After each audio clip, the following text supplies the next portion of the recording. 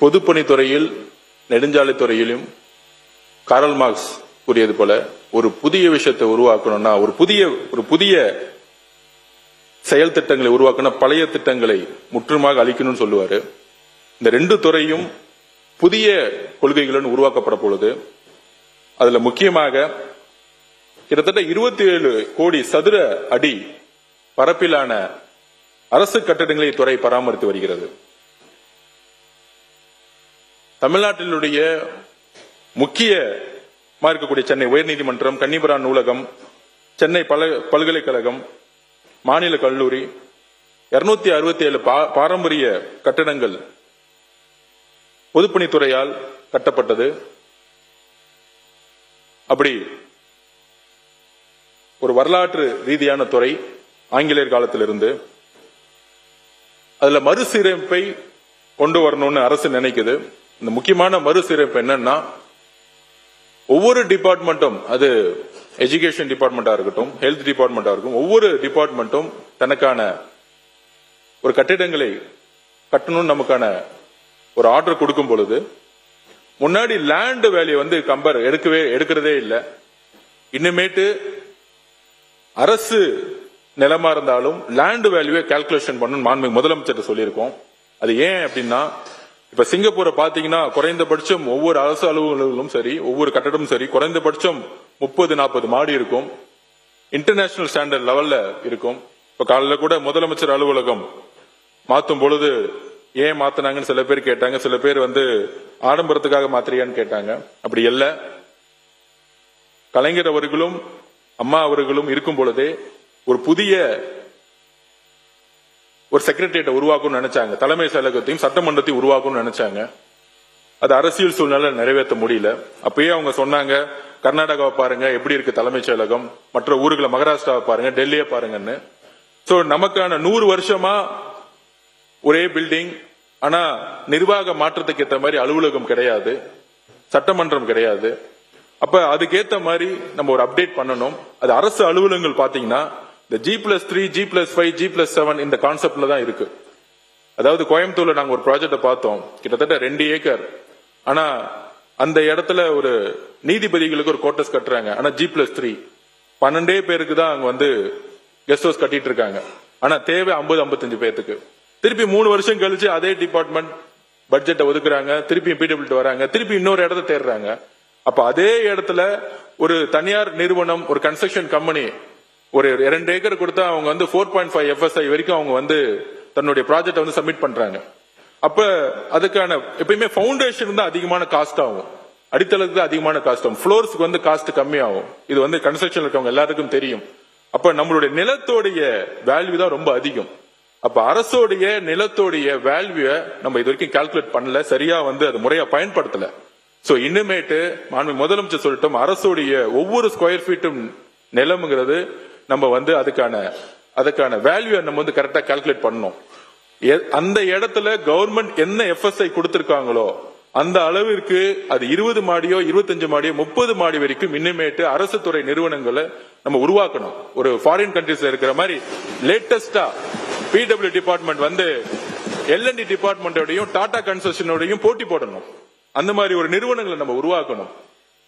அப்படி அந்த ஒரு விஷனோட தான் PWD டிபார்ட்மெண்ட்டை நம்ம மாத்தணும்னு நினைக்கிறோம். 175 வருஷத்துக்குள்ள இந்த டிபார்ட்மெண்ட்டை ஒரு சிங்கப்பூர்ல இருக்கிற மாதிரி ஒரு கவர்மெண்ட் பில்டிங் ஒரு சிங்கப்பூர்ல எப்படி இருக்கோ, ஒரு இன்ஃபோசிஸ் பில்டிங் எப்படி இருக்கு, ஒரு டாடா ஒரு சாப்ட்வேர் இண்டஸ்ட்ரி போங்க, நம்ம இங்க இருக்கக்கூடிய OMR போங்க, ஒரு இன்ஃபோசிஸ் ஆபீஸ், ஒரு டாடா ஆபீஸ் எப்படி இருக்கு, அந்த மாதிரி தலைமைச் செயலகம் உருவாக்கப்படணும்.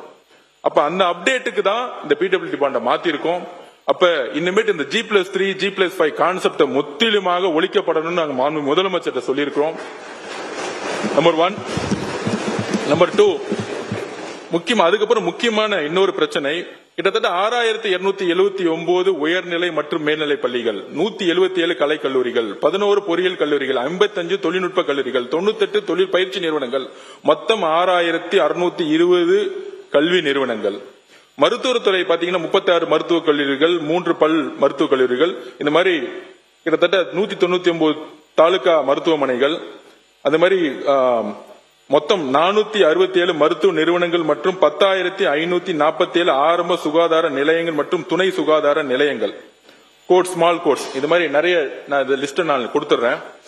இதற்கான 38 மாவட்ட ஆட்சி அலுவலர்கள், 13,772 வருவாய் ஆய்வாளர்கள் மற்றும் கிராம நிர்வாக அலுவலகங்கள், 14,283 வருவாய் மற்றும் வணிக வரித்துறை அலுவலகங்கள், 1,343 சமூக நீதி விடுதிகள், 887 நீதிமன்ற கட்டிடங்கள், 852 நீதிமன்ற குடியிருப்பு கட்டிடங்கள், சட்டமன்றம் மற்றும் தலைமைச் செயலகம், சட்டமன்ற உறுப்பினர் குடியிருப்பு, இது மாதிரி தமிழ்நாட்டில் இருக்கக்கூடிய அனைத்து கட்டிடங்களும் பொதுப்பணித்துறையால் நிர்வகிக்கப்படுகிறது.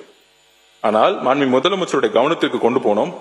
இந்த 60-70 நாள்ல துறையுடைய செக்ரட்டரிஸ், துறையுடைய எல்லாரும் கூடயும் சேரும் பொழுது இந்த ஒட்டுமொத்த டேட்டான்னு சொல்லக்கூடிய அளவுகள் சென்ட்ரலைஸ் பண்ணப்படல. குறிப்பாக பள்ளி கல்வித்துறை அமைச்சருக்கான பிரச்சனை என்னன்னா, பொதுப்பணித்துறை மெயின்டைன் பண்றாங்க, ஆனா சர்வே எடுத்து எத்தனை ஸ்கூல்ல எல்லா பில்டிங்கும் தரமா இருக்கா, எத்தனை ஸ்கூல்ல பாத்ரூம் இல்ல, பெண்கள் ஸ்கூல்ல எங்கெங்க டாய்லெட் இல்ல, இந்த டேட்டாவை எடுக்க சொன்னா அது பொதுப்பணித்துறை அலுவலகத்தில் இல்ல. சோ இந்த 60 நாள்ல இத்தனை 1000 மேற்பட்ட நான் படிச்ச மாதிரி எல்லாத்தையும் ஒரு டேஷ்போர்ட்ல கொண்டு வர சொல்லியிருக்கோம். டேஷ்போர்ட்ல கொண்டு வர சொல்லிட்டு அடுத்த 6 மாசத்துக்கான முக்கிய பணியே பள்ளிகள், பெண்கள் படிக்கக்கூடிய பள்ளிகள் ஆகட்டும், அரசு அலுவலர்கள் ஆகட்டும், எல்லா இடத்திலையும் இன்றைக்கு உண்மையான பிரச்சனை என்பது மக்கள்கிட்ட சொல்லணும். அதுவும் சட்டமன்ற உறுப்பினர்கிட்ட உங்ககிட்ட நாங்க கொடுத்துருவோம். அது இப்ப ஒரு சட்டமன்ற உறுப்பினர் இடத்துல கிட்டத்தட்ட 10 ஸ்கூல் இருக்குன்னா, அந்த ஒவ்வொரு ஸ்கூல்ல 10 பில்டிங் இருக்குன்னா 7 பில்டிங் நல்லா இருக்கு, 3 பில்டிங் பயன்படுத்தவே முடியாதுன்னா இந்த அரசு உண்மையுடன் வெளிப்படைத்துடன் அந்த அறிக்கையை வெளியிடும். ஏன்னா மழை காலம் வருது, கவர்மெண்ட் ஸ்கூல்ல ஏதாவது ஒரு பில்டிங் இடிந்துச்சுன்னா எங்களுக்கு அந்த பயம் இப்பயே வருது. இது என்ன பிரச்சனைனா, இதுக்கான மெயின்டெனன்ஸ்க்கான பட்ஜெட்டை சரியாக ஒதுக்கப்படவில்லை, ஒதுக்கியதும் சரியாக சேரவில்லை. அப்ப இதை ஒரு போர்க்கால அடிப்படையில் இத்தனை 1000 buildings, government building, schools, medical college, மண்மிகு மருத்துவத்துறை அமைச்சர் அவருடைய பிரச்சனை, ஹாஸ்பிட்டல் சரியில்லை, ஒரு பிரைவேட் ஹாஸ்பிட்டல் நல்லா இருக்கு ஆனா கவர்மெண்ட் ஹாஸ்பிட்டல், அதை சிவில் ஒர்க்கை நிர்வகிக்கிறது பொதுப்பணித்துறை. அப்ப அதுக்கான பட்ஜெட் பாத்தீங்கன்னா 300 கோடி ரூபாய் இங்க வருது, 1000 கோடி ரூபாய் இங்க வருது, அதுக்கான பட்ஜெட் பத்தல. இத்தனாயிரம் ஸ்கூல்ஸ், இத்தனாயிரம் மருத்துவமனைகள், கவர்மெண்ட் பில்டிங், ஸ்மால் கோர்ட்ஸ், எல்லாத்துக்கும் நீதிமன்றங்கள், எல்லாத்துக்கும் சரியான பட்ஜெட் இல்லாதனால பெயர் அளவுக்கு பட்ஜெட்டை ஒதுக்கி அதை ஒரு மெயின்டெனன்ஸ் மட்டுமே செய்யும் பொழுது கிட்டத்தட்ட அதோட அறிக்கை இன்னும் 3 மாசத்துல வந்துடும். எனக்கு கிட்டத்தட்ட 1000 கணக்குல இருக்கு. இதையெல்லாம் சென்ட்ரலைஸ் பண்ணி டேஷ்போர்ட் கொண்டு சட்டமன்ற ரீதியாக அதை பிரிச்சு சட்டமன்ற உறுப்பினர்களுக்கு எந்தெந்த பில்டிங் எங்கெங்க இருக்குங்கிறத டேட்டாவை கையில கரெக்டா கொடுத்து, சாம்சங் டேப் மூலமா கையில கொடுத்துட்டு, அவங்க கையில கொடுத்து அவர்கள் அந்த இடத்த எந்த அளவிற்கு பணி நேர்மையுடன் அந்த மெயின்டெனன்ஸ் ஒர்க் செய்யுங்கிற ரிப்போர்ட்டை சட்டமன்ற உறுப்பினர்கள் தாக்கல் செய்யணும். அந்த அளவுக்கு வெளிப்படை தன்மையுடன் இந்த மெயின்டெனன்ஸ் ஒர்க்கை ஊழல் இல்லாமல் மாண்புமிகு முதலமைச்சர் உருவாக்க சொல்லியிருக்காங்க.